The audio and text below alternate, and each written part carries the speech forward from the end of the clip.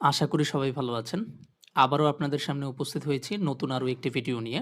আমরা আজকের আলোচনায় যাওয়ার পূর্বে বলে নিতে চাই, আমরা আমাদের এই চ্যানেলে এইচএসসি, বিবিএ এবং এমবিএ এর সকল ম্যাথ বিষয়ের উপরে ক্লাস দিচ্ছি। সো আপনারা আমাদের চ্যানেলে যদি ক্লাস করতে চান তাহলে অবশ্যই বলবো যে আমাদের প্লেলিস্ট ধরে ধরে ক্লাসগুলো করবেন। অর্থাৎ যে বিষয়ের যে অধ্যায়টি আপনি করতে চাচ্ছেন আপনি সেই অধ্যায়টির প্লেলিস্টে চলে যাবেন। প্লেলিস্টে গিয়ে ক্লাস 1 থেকে শুরু করে সর্বশেষ ক্লাস পর্যন্ত আপনি করবেন। ঠিক আছে? আমাদের ক্লাসগুলো সাজানো আছে। সো অবশ্যই প্লেলিস্ট আকারে ধরে ধরে করবেন। আরো বলে নিতে চাই, যদি আপনি আমাদের এই চ্যানেলে আজকেই প্রথম ক্লাস করতে আসেন তাহলে আপনি আমাদের চ্যানেলটি অবশ্যই সাবস্ক্রাইব করে রাখবেন।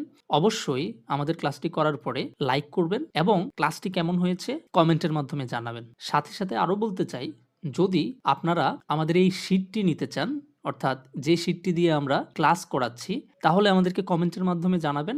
আমরা এই শীটটি আপনাদেরকে ফ্রিতে প্রোভাইড করব। সো চলে যাই আজ আমাদের আলোচিত টপিকে।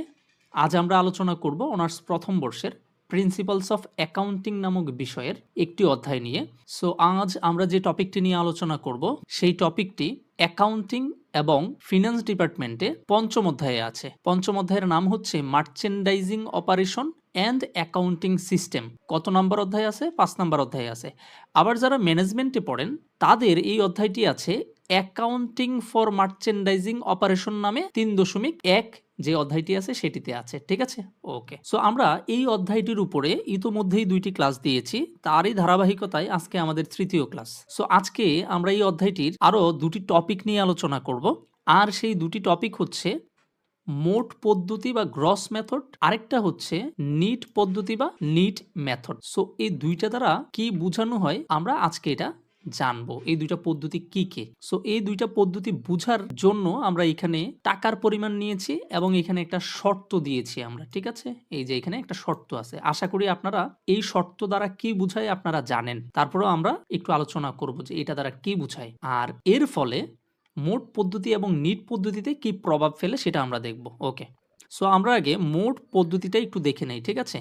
সো এখানে মোট পদ্ধতি দ্বারা কি বোঝানো হয়েছে? মোট পদ্ধতি দ্বারা বোঝানো হচ্ছে এতে মাল ক্রয়ের সাথে মোট চালান মূল্যকে মালের মোট মূল্য ধরে ডেবিট করা হয় এবং প্রাপ্ত বাট্টার পরিমাণকে ক্রয় বাট্টা হিসেবে কি করা হয়? ক্রেডিট করা হয়। আচ্ছা, এই লাইনটা পড়ে যদি আপনি বুঝেন তো ভালো কথা, না বুঝলেও সমস্যা নাই, আমরা একটু বুঝে নিচ্ছি। ধরেন আমরা কি করলাম? পণ্য ক্রয় করলাম। কি করলাম? পণ্য ক্রয় করলাম। কত টাকার পণ্য ক্রয় করলাম আমরা? 20,000 টাকার পণ্য ক্রয় করলাম। ফাইন। এখন যার থেকে ক্রয় করেছি তিনি আমাদেরকে একটা শর্ত দিয়েছেন। এই শর্তর মানে হচ্ছে আমরা যদি তাকে 10 দিনের মধ্যে টাকা পরিশোধ করতে পারি তাহলে তিনি আমাদেরকে 2% কি দিবেন? ছাড় দিবেন। ঠিক আছে? আর যদি আমরা 10 দিনের মধ্যে টাকা দিতে না পারি বা পরিশোধ করতে না পারি তাহলে আমরা এই 2% ছাড় পাবো না। সাথে সাথে আমাদেরকে অবশ্যই 30 দিনের মধ্যে ওই টাকা কি করতে হবে? পরিশোধ করতে হবে। ফাইন। এখন যখন আমরা এই ক্রয়ের জন্য জাবেদা দেব তখন আমাদেরকে যেটা করতে হবে, মোট পদ্ধতির ক্ষেত্রে আমরা এই 20,000 টাকার উপরেই কি করব? জাবেদা দেব। আমরা বাট্টাটা বাদ দেব না। ঠিক আছে? প্রথম থেকে আমরা বাট্টা বাদ দেব না। এই যে বাট্টা বাদ না দিয়ে টোটাল 20,000 টাকার উপরেই যে জাবেদাটা আমরা দেব, এই যে পদ্ধতি এটাকেই বলা হয় গ্রস মেথড। এজন্যই বলা হয়েছে মাল ক্রয়ের সাথে মোট চালান মূল্যকে, মানে চালানে যে মূল্যটা লেখা থাকবে সেই মূল্যটাকে মোট মূল্য ধরে কি করা হয়? ডেবিট করা হয় এবং প্রাপ্ত বাট্টার পরিমাণকে ক্রয় বাট্টা হিসেবে কি করা হয়? ক্রেডিট করা হয়। ঠিক আছে? আচ্ছা, এটা আমরা পরে দেখতেছি কিভাবে ডেবিট ক্রেডিট করা হয়, একটু খেয়াল করে দেখেন। সো যখন আমরা এই গ্রস মেথডে বা মোট পদ্ধতিতে যখন আমরা জাবেদা দেব, সো তখন আমরা পণ্য ক্রয়ের জন্য কি করব? জাবেদা দেব। সর্বপ্রথম যে জাবেদাটা দেব সেটা হচ্ছে পণ্য ক্রয়ের জন্য। সো পণ্য ক্রয়ের জন্য যখন আমরা জাবেদা দেব কোন পদ্ধতিতে? গ্রস মেথডে। গ্রস মিন্স মানে কি? মোট। তার মানে মোট যে 20,000 টাকা আছে এই 20,000 টাকা দিয়েই আমাদেরকে কি করতে হবে? জাবেদা দিতে হবে। সো খেয়াল করে দেখেন, যখন আমরা জার্নাল এন্ট্রিজ দেব তখন 2টা পদ্ধতি আসবে। একটা হচ্ছে পিরিয়ডিক, একটা হচ্ছে কি? পারপিচুয়াল। আমরা পূর্বের ক্লাসগুলোতে পিরিয়ডিক এবং পারপিচুয়াল নিয়ে কথা বলেছিলাম। সো এই পারপিচুয়াল নিয়ে আমাদের এত মাথা ব্যথা বা হেডেক নেই। আমরা যদি পিরিয়ডিকটা বুঝতে পারি তাহলে আমরা পারপিচুয়ালটা বুঝে যাব। সো আমরা কি করব? মোট পদ্ধতির প্রথমে আমরা পিরিয়ডিক ইনভেন্টরি সিস্টেমটা একটু দেখে নেব। ঠিক আছে? ওকে। সো যখন আপনি মোট পদ্ধতিতে বা গ্রস মেথডে দিতে যাবেন তখন আপনি কত টাকার জাবেদা দেবেন? 20,000 টাকার। সো জাবেদাটা কি দিবেন বলেন তো? জাবেদাটা অবশ্যই হবে, যেহেতু আমি ক্রয় করেছি তাই পারচেস ডেবিট এবং কি অ্যাকাউন্টস পেয়েবল কি হবে? ক্রেডিট হবে। যেহেতু আমরা ধারে ক্রয় করতেছি। কিসে ক্রয় করতেছি? ধারে। সো ধারে ক্রয় করলে অবশ্যই অ্যাকাউন্টস পেয়েবল কি হয়? ক্রেডিট হয়। আশা করি আপনারা জানেন, ঠিক আছে? আর যদি জাবেদা নিয়ে কারো কোনো সমস্যা থাকে তাহলে আমরা এই ১ম বর্ষেরই অনেকগুলো ক্লাস দিয়েছি জাবেদার উপরে। অবশ্যই সেগুলো একটু দেখে নিবেন, ঠিক আছে? সো আমরা এই ডেবিট ক্রেডিটটা আশা করি বুঝতে পারি, এটা আমি ধরে নিলাম। সো এজন্য পারচেজ যখন করলাম তখন আমি ডেবিট করলাম এবং অ্যাকাউন্টস পেয়েবল যেহেতু বাকিতে ক্রয় করেছি, অ্যাকাউন্টস পেয়েবল কি হবে? ক্রেডিট হবে। স্যার টাকাটা যেন কত হবে? টাকাটা ডেবিট পাশেও ২০,০০০ টাকা হবে এবং ক্রেডিট পাশেও কত হবে? ২০,০০০ টাকাই হবে। ফাইন, কোনো সমস্যা নাই। এবার যখন আপনি পরিশোধ করতে যাবেন, তখন পরিশোধের জন্য কিন্তু কি দিতে হবে? আপনাকে জাবেদা দিতে হবে। সো যখন আপনি পণ্যের মূল্য পরিশোধ করবেন, তখন জাবেদা দেওয়ার আগে আপনাকে দেখতে হবে যে আপনি কি ১০ দিনের মধ্যে দিয়েছেন নাকি ১০ দিনের পরে ১১তম দিন থেকে ৩০তম দিনের মধ্যে দিয়েছেন। যদি ১০ দিনের মধ্যে দেন তাহলে তো আপনি ছাড় বা বাট্টা পাবেন, ডিসকাউন্ট পাবেন। আর যদি ১১ থেকে ৩০তম দিনে দেন তাহলে আপনি কোনো ডিসকাউন্ট পাবেন না। ফাইন। সো এটা কেন? এটা একটু আগে বলছিলাম যে আমরা এই ২% বাট্টা কত দিনের মধ্যে পাবো? ১০ দিনের মধ্যে পরিশোধ করলে পাবো, আদারওয়াইজ পাবো না। এর মানে ১১তম দিন থেকে ৩০তম দিন পর্যন্ত এই সময়টাতে যদি আমরা টাকা পরিশোধ করি তাহলে আমরা বাট্টা এই যে ২% এটা আমরা পাবো না। ঠিক আছে? সো তাহলে পরিশোধ যখন আমরা করব, পরিশোধের জন্য যখন আমরা জাবেদা দেব তখন আমাদেরকে লক্ষ্য রাখতে হবে যে আমি ক্রয় করেছি কত তারিখ এবং আমি পরিশোধ করেছি কত তারিখ। আমি যে পরিশোধ করতেছি সেটা কি ১০ দিনের মধ্যে পড়েছে নাকি পড়ে নাই? সো এটা নিয়ে কথা বলব। সো যদি ১০ দিনের মধ্যে পড়ে তাহলে আপনি জাবেদা কি দিবেন? খেয়াল করে দেখেন ১ম জাবেদায় আপনি অ্যাকাউন্টস পেয়েবল অর্থাৎ দায় সৃষ্টি হয়েছিল এজন্য দায় সৃষ্টি বা বৃদ্ধি হওয়ার কারণে আপনি ক্রেডিট করেছেন। এখন যখন আপনি টাকা পরিশোধ করে দেবেন তখন তো এই দায়টা কমে যাবে। কমে গেলে এটা কি হয়ে যাবে? ডেবিট হবে। সো অ্যাকাউন্টস পেয়েবল কি হচ্ছে? ডেবিট। কত টাকা ডেবিট করবেন স্যার? ২০,০০০ টাকা। ফাইন। এরপরে আপনি ক্যাশ কত টাকা দিবেন? এখানে তো একটা ঝামেলা আছে। ক্যাশ কত টাকা দিবেন? মনোযোগ দিয়ে দেখেন। আপনি এখানে কিন্তু ১ম যে জাবেদাটা সেটা হচ্ছে পণ্য মূল্য পরিশোধের সময়। কখন? যখন আপনি ১০ দিনের মধ্যে পরিশোধ করবেন। কত দিনের মধ্যে? ১০ দিনের মধ্যে। সো ১০ দিনের মধ্যে যখন আপনি পরিশোধ করবেন তখন আপনি উপরের কত পার্সেন্ট ছাড় পাবেন? ২%। সো ২০,০০০ টাকার উপরে ২% কত আসে জানেন? ৪০০ টাকা আসে। কত টাকা? ৪০০ টাকা। এর মানে হচ্ছে আপনি ৪০০ টাকা কম পরিশোধ করবেন যদি আপনি ১০ দিনের মধ্যে পরিশোধ করতে পারেন। ফাইন।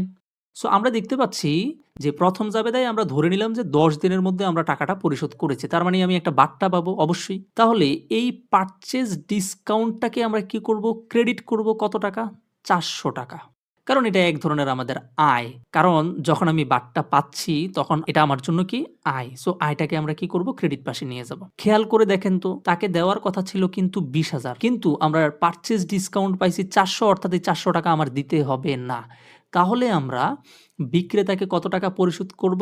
১৯,৬০০ টাকা। কত টাকা? ১৯,৬০০ টাকা। সো আশা করি বুঝতে পেরেছেন ১ম এবং ২য় জাবেদা। ৩য় জাবেদা অর্থাৎ এইটার অল্টারনেটিভ মানে হচ্ছে যদি ১০ দিনের মধ্যে আমি পরিশোধ করতে না পারি আর আমি যদি ১১ থেকে ৩০ দিনের মধ্যে আমি টাকাটা পরিশোধ করি তাহলে জাবেদা কি হবে? তাহলে জাবেদা সিম্পল। কারণ তখন আমি কি পাবো না? এই পারচেজ ডিসকাউন্টটা পাবো না। তো পারচেজ ডিসকাউন্ট যেহেতু পাবো না ৪০০ টাকা সেহেতু আমি তাকে পুরা ২০,০০০ টাকাই কি করব? পরিশোধ করে দিতে হবে। এইজন্য অ্যাকাউন্টস পেয়েবল যেহেতু তাকে আমি পরিশোধ করে দেব, পরিশোধ করে দিলে অ্যাকাউন্টস পেয়েবল নামক যে দায়টা সেই দায়টা কি হয়ে যাবে? কমে যাবে বা হ্রাস পাবে। সো দায় যখন হ্রাস পায় তখন কি হয়? ডেবিট হয়। কত টাকা তাকে আমি দিয়ে দেব? ২০,০০০ টাকা। ফাইন। সাথে, সাথে আমি যেহেতু তাকে ক্যাশ পেমেন্ট করব এজন্য আমার থেকে ক্যাশ চলে যাবে বা কমে যাবে এজন্য ক্রেডিট করব কত টাকা? ২০,০০০ টাকা। ফাইন। এখন অনেকের মাথায় একটা প্রশ্ন আসতে পারে যে এই জায়গাতে তো আমরা ১৯,৬০০ টাকা পরিশোধ করেছিলাম। কিন্তু অ্যাকাউন্টস পেয়েবল এর যে টাকাটা আছে সেটা তো আমরা ২০,০০০ লিখছিলাম ২য় জাবেদায়। এটা কেন? এটার একটা কারণ আছে। এই যে ব্যক্তি যিনি বিক্রেতা আমাদের থেকে ২০,০০০ টাকা পায়, তিনি আমাদেরকে বলছে যে তুমি যদি সময় মতো বা ১০ দিনের মধ্যে টাকা পরিশোধ করতে পারো আমি ২% ছাড় দেব মানে হচ্ছে ৪০০ টাকা ছাড় দেব। এই ৪০০ টাকা তোমার দিতে হবে না। তাহলে আমরা তাকে কত টাকা পরিশোধ করব? ১৯,৬০০ টাকা। এখন একটা কথা আছে। কথাটা হচ্ছে এই যে ৪০০ টাকা সে আমাকে ছাড় দিছে, এই ৪০০ টাকা তো সে আর কখনোই চাইতে পারবে না। কারণ এই ছাড় তো সে নিজেই দিছে। এর মানে হচ্ছে এই টাকা তাকে আর কখনোই দিতে হবে না। তো তাকে যখন আমি কখনোই দিতে হবে না, এর মানে সে আমার থেকে আর কোনো টাকা পাবে না। তাহলে সে কত টাকা পাবে? 0 টাকা। এখন খেয়াল করে দেখেন, আপনি যখন অ্যাকাউন্টস পেয়েবল কে ক্রেডিট করছিলেন প্রথম জাবেদায় 20,000, ধরুন আমি এখানে 20,000 টাকা লিখলাম। এখন আমি যদি তার অ্যাকাউন্টকে শূন্য করতে চাই, যেহেতু সে আমার থেকে কোনো টাকা পাবে না, সে 0 টাকা পাবে। তার মানে তার হিসেবকে আমার কি করে ফেলতে হবে? শূন্য করে ফেলতে হবে। তাহলে 20,000 থেকে কত টাকা মাইনাস করলে শূন্য হবে? অবশ্যই 20,000 টাকা থেকে 20,000 টাকা মাইনাস করলেই কি হবে? শূন্য হবে। সো এজন্যই আমরা তাকে এই 400 টাকা দেই বা না দেই, যেহেতু তার ব্যালেন্স আমাকে কি দেখাতে হবে? শূন্য দেখাতে হবে। এজন্য যেহেতু অ্যাকাউন্টস পেয়েবল ক্রেডিটে 20,000 আছে, তাই আমাদের অ্যাকাউন্টস পেয়েবল ডেবিটেও কত টাকা লিখতে হবে? 20,000 টাকাই লিখতে হবে। আশা করি বুঝতে পেরেছেন। আমরা কালারটা একটু চেঞ্জ করে নেই, ঠিক আছে? লাল কালারটা নেই, দেখি কেমন লাগে। ওকে। সো যখন আমরা কি করব? 11 থেকে 30 দিনের মধ্যে টাকা পরিশোধ করব, তখন কিন্তু আমরা বাট্টা পাবো না। সো বাট্টা যদি আমরা না পাই, তখন কিন্তু আর বাট্টার যেই নামটা সেটা আসবে না। তখন অ্যাকাউন্টস পেয়েবল ডেবিট আর ক্যাশ ক্রেডিট, ফাইন। তো 3টা জাবেদা আমরা বুঝে গেলাম। পরের যে জাবেদা, সেই জাবেদাটা একটু খেয়াল করেন তো। এখানে বলা হয়েছে বাবা, যদি আমি কখনো যার থেকে পণ্য ক্রয় করে আনছি, যদি নষ্ট পণ্য পড়ে, আমি যদি কখনো কি করি? ফেরত দিই, তাহলে সেটার জাবেদা কি হবে? সো ফেরত দেওয়ার জাবেদা তো আমরা আগে থেকেই জানি। ফেরত দেওয়ার জাবেদা বাংলাতে কি হয়? বাংলাতে হবে প্রদেয় হিসাব ডেবিট। বাংলায় কি হবে? প্রদেয় হিসাব ডেবিট। আর হচ্ছে ক্রয় ফেরত কি হবে? ক্রেডিট। সো এটা নিয়ে আমাদের মাথা ব্যথা নাই। এটা আমরা আগে থেকেই জানি। সো আমরা কি করলাম? যেহেতু পণ্য ফেরত পাঠিয়েছি, আমাদের অ্যাকাউন্টস পেয়েবল নামক দায়টা কিছুটা কমে যাবে। এজন্য আমরা জানি দায় যখন কমে যায় তখন কি হয়? ডেবিট হয়। সাথে, সাথে আমরা জানি এই পারচেজ রিটার্নটা হচ্ছে আমাদের বিপরীত ক্রয়। আচ্ছা, বিপরীত ক্রয় বা বিপরীত দফা কি? সেটা আমরা কোনো ক্লাসে আলোচনা করে দেব। এটা নিয়ে একটু বিস্তারিত আলোচনা করতে হবে, ঠিক আছে? আমরা আপাতত বুঝে নেই যে পারচেজ রিটার্নটা হচ্ছে আমাদের জন্য বিপরীত ব্যয়। সো ক্রয় হচ্ছে আমাদের জন্য ব্যয়। সো এই ব্যয়টা আমরা কোথায় বসাই? ডেবিটে বসাই। আর ক্রয় ফেরতটা হচ্ছে আমাদের বিপরীত ব্যয়। ক্রয় হচ্ছে ব্যয়, ক্রয় ফেরত বিপরীত ব্যয়। সো ব্যয় যেদিকে বসে, বিপরীত ব্যয়টা তার বিপরীত দিকে বসে। এজন্য হচ্ছে ক্রেডিট। ফাইন। শুধু এতটুকু বুঝে রাখেন বা শুনে রাখেন। বাকি আলোচনা আমরা কোনো একটা ডেডিকেটেড ভিডিওতে এটা আলোচনা করব। সো আমাদেরকে যেটা করতে হবে, পারচেজ রিটার্নটাকে কি করে দিতে হবে? ক্রেডিট করে দিতে হবে। এই হচ্ছে আমাদের মোট বা গ্রস মেথডে যে জাবেদাগুলো দিতে হবে, সেগুলো হচ্ছে এগুলা। সো এগুলা কিন্তু আমরা আগেও করেছি, ঠিক আছে?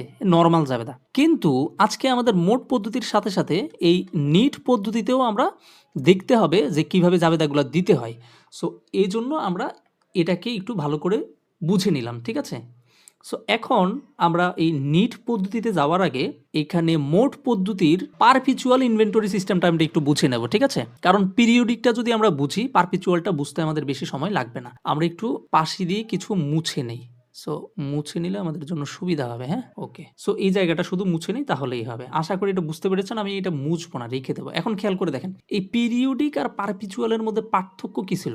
পারপিচুয়ালের ক্ষেত্রে যেটা করতে হয় সেটা হচ্ছে 4টা নাম। কি, কি নাম? একটা হচ্ছে ক্রয় বা পারচেজ, একটা হচ্ছে ক্রয় ফেরত মানে হচ্ছে পারচেজ রিটার্ন, একটা হচ্ছে ক্রয় বাট্টা অথবা পারচেজ ডিসকাউন্ট, আরেকটা হচ্ছে ক্রয় পরিবহন, ঠিক আছে? ক্রয় পরিবহন, যেটাকে ফ্রেইট ইন বা ট্রান্সপোর্টেশন ইন বলে। এই 4টা নাম আমরা পিরিয়ডিকে লিখি, কিন্তু পারপিচুয়ালে আসলে এই 4টা নাম লেখা যায় না। ক্রয়, ক্রয় ফেরত, ক্রয় বাট্টা, ক্রয় পরিবহন, এটা আমরা লিখতে পারবো না। এই 4টা নাম আমরা আলাদা আলাদা কোথায় লিখতে পারি? পিরিয়ডিকে লিখতে পারি। খেয়াল করে দেখেন, এখানে পারচেজ লিখেছি, দেখেন আমরা পারচেজ ডিসকাউন্ট লিখেছি, দেখেন আমরা পারচেজ রিটার্ন লিখেছি। এটা পিরিয়ডিকে লেখা যায়, কিন্তু পারপিচুয়ালে লেখা যায় না। আমরা গত ক্লাসে আলোচনা করেছি, আমরা আর বিস্তারিত কথা বলবো না। সো পারপিচুয়ালে এই 4টা নামের জায়গায় আমাদেরকে কি লিখতে হয়? Merchandise inventory. সহজে বুঝে যাব, আমরা এত কথা বলবো না, সহজে বুঝে যাব। আমাদের এত সময় নাই, ঠিক আছে?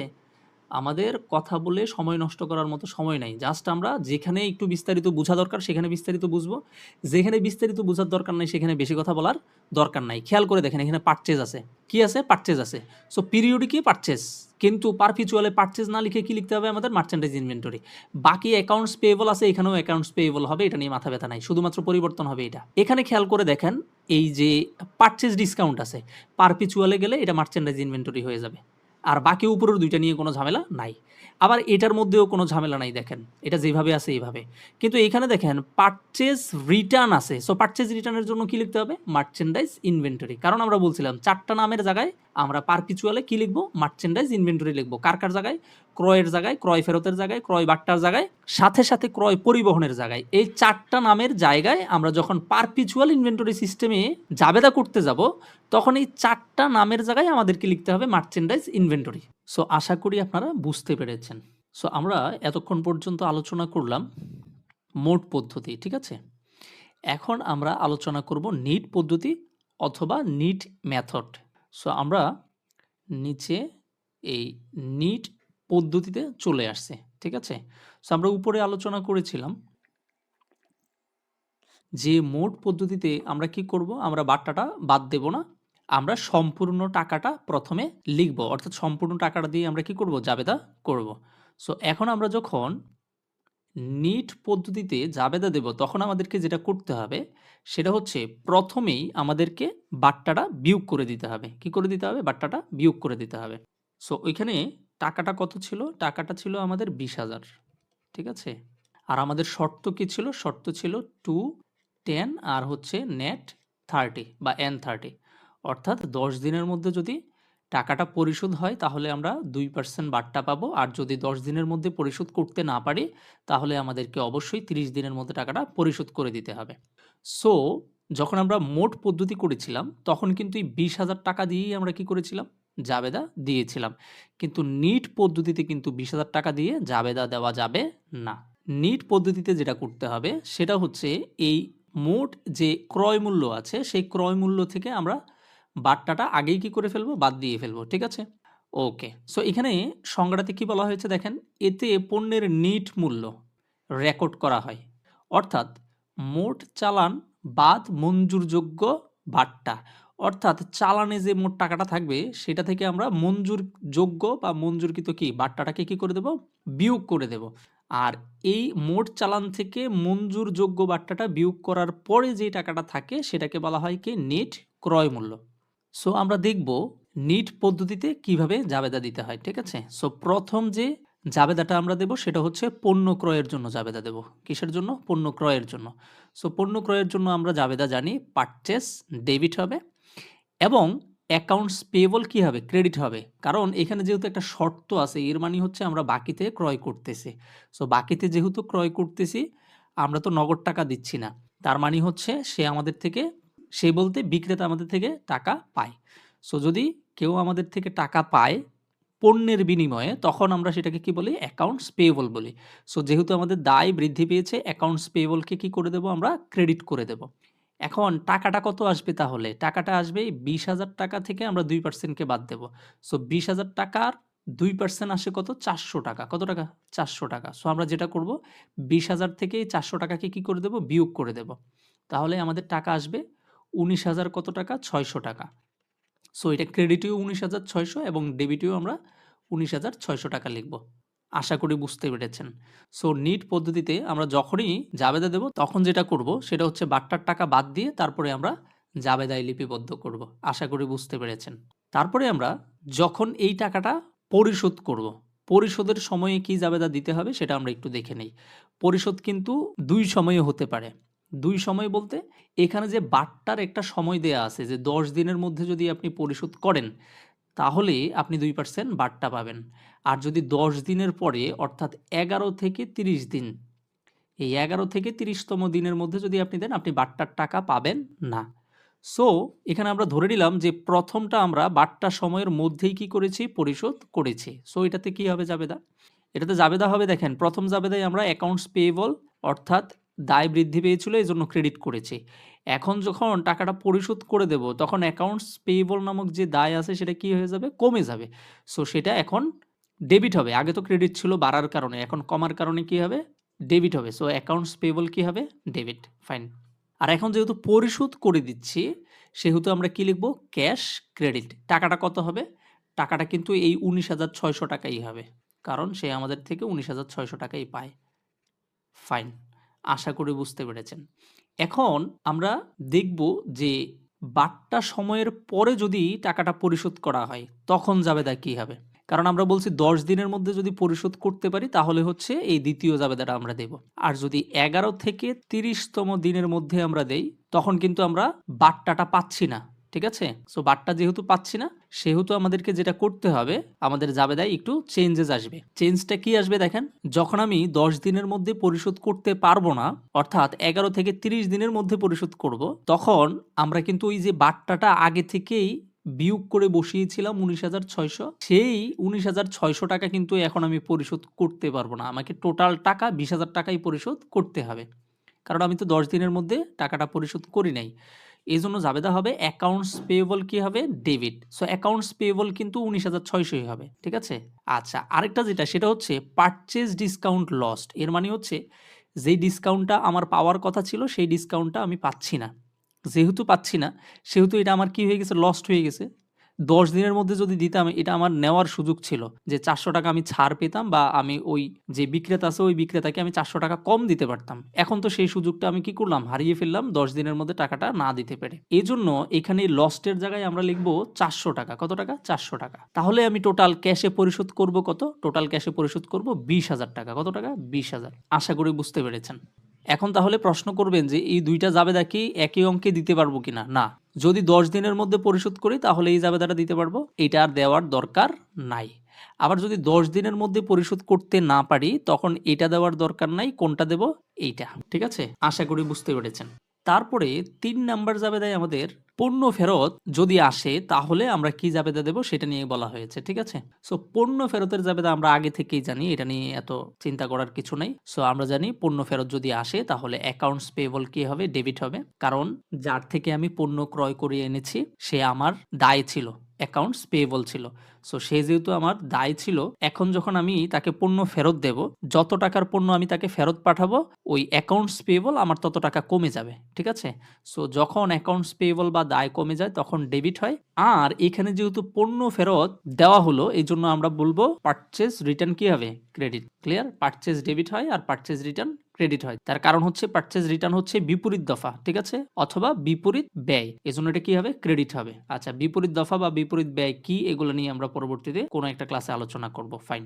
আমরা দেখেন পিরিয়ডিকটা নিয়ে আলোচনা করে ফেলেছি। এখন আমরা পারপিচুয়াল নিয়ে কথা বলবো। কি নিয়ে? পারপিচুয়াল নিয়ে। সো আমরা জানি পিরিয়ডিক যদি আমরা বুঝতে পারি তাহলে পারপিচুয়াল বুঝতে বেশি সমস্যা হবে না। ঠিক আছে? সো আমরা গত ক্লাসেও বলেছিলাম যে পিরিয়ডিক এবং পারপিচুয়ালের মধ্যে পার্থক্যটা কোথায়। ঠিক আছে? সো এখানে একটু খেয়াল করে দেখেন। সো আমরা বলছিলাম ৪ টা নামের জায়গায় আমাদেরকে কি লিখতে হবে? মার্চেন্ডাইজ ইনভেন্টরি লিখতে হবে। ঠিক আছে? কি, কি ছিল? পারচেজ ছিল, পারচেজ রিটার্ন ছিল, তারপরে হচ্ছে পারচেজ ডিসকাউন্ট ছিল, ট্রান্সপোর্টেশন ইন ছিল, অথবা যেটাকে আমরা ফ্রেইট ইন বলি, অর্থাৎ ক্রয় পরিবহন। এগুলার ক্ষেত্রে আমাদেরকে মার্চেন্ডাইজ ইনভেন্টরি লিখতে হবে। ঠিক আছে? সো এখানে আপনি দেখেন, যখন আমরা পিরিয়ডিকে পারচেজ লিখেছি তখন পারপিচুয়ালে আমাদেরকে সেটা কি লিখতে হবে? মার্চেন্ডাইজ ইনভেন্টরি লিখতে হবে। আর এটা নিয়ে কোনো সমস্যা নাই। এটা যেভাবে আছে এইভাবেই বসবে।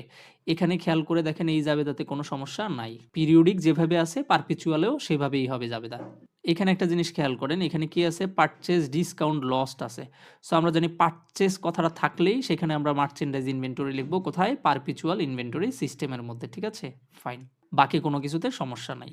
এরপরে এখানে দেখেন অ্যাকাউন্টস পেয়েবল এবং অ্যাকাউন্টস পেয়েবল এর সাথে একটা পারচেজ রিটার্ন আছে। সো আমরা জানি পারচেজ রিটার্নের ক্ষেত্রেও আমাদেরকে কি করতে হয়? মার্চেন্ডাইজ ইনভেন্টরি লিখতে হয়। সো দেখেন আমরা কত সহজে পিরিয়ডিক এবং পারপিচুয়াল ইনভেন্টরি সিস্টেম কি করে ফেলেছি? বুঝে ফেলেছি।